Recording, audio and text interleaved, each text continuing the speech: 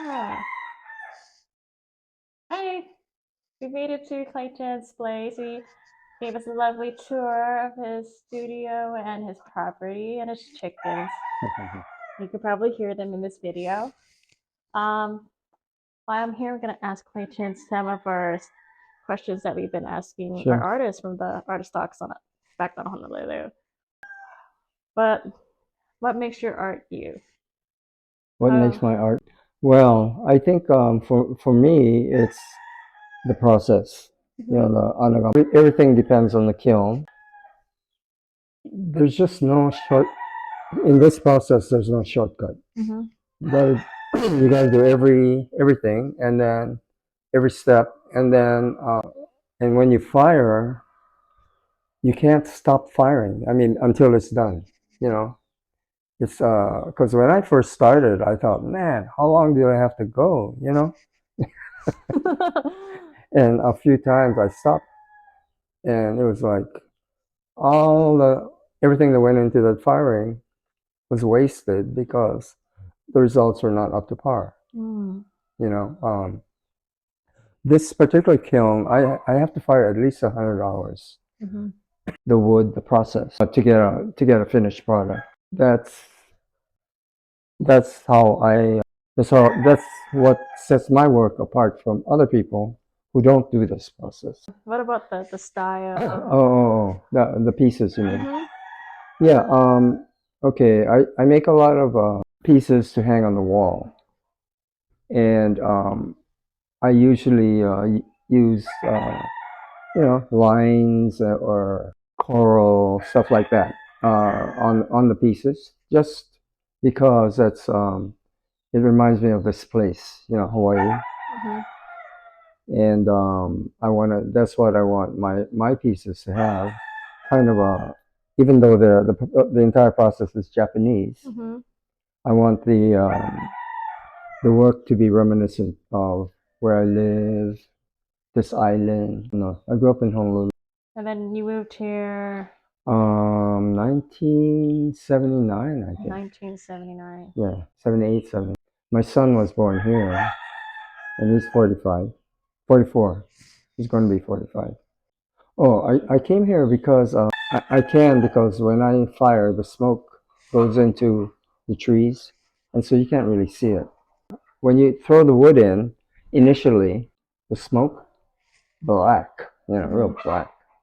That's the kind of smoke there is. So, just imagine if Oahu, they wouldn't be able to fire. I wouldn't be able to fire that. Oh. Yeah, I mean, craft down the line, not at that time. It was just a dream I had Mhm. Oh, to man. do what I'm doing now. I lived in Okinawa and I studied with someone named Seisho Kuniyoshi, a potter, who actually, in 1986, he came here and helped me build that. Mhm. We built it together, Oh. the kiln. Yeah. Yeah. What made you move to Okinawa? Oh, well, I had a job there. Oh, Yeah. I was working and then I met him and then I that's got into ceramics. I was 26 years old and I wasn't really in college and stuff. I studied art, but I wasn't going to I wasn't really interested in ceramics until I met him. until you met him. He he taught me a lot about Aesthetics. aesthetics, how to look at pottery. Of course, with a kind of Japanese viewpoint, and so everything, my tastes anyway, are all from. I don't know if you know the Momoyama period in Japan. It was like that's when a lot of ceramics really started to blossom in Japan, and then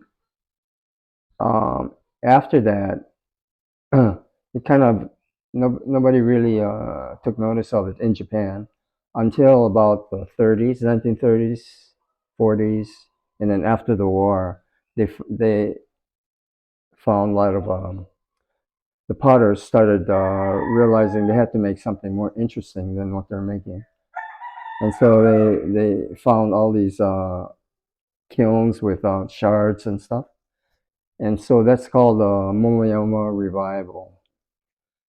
and that's what I base my aesthetics on. What they, the stuff they made, and then it's still happening today. The contemporary Japanese ceramics, it's all based on that. Right. But it's especially the utilitarian work, the aesthetics, also Korean, Mm-hmm. because Momoyama period ceramics based heavily on Korean aesthetics. Um, that's the aesthetics I aspire to, you know. Lovely journey. 45 years. Yeah, but it's also this, the gardening, landscaping this place has really affected the way I think, the way I, look at life and all that.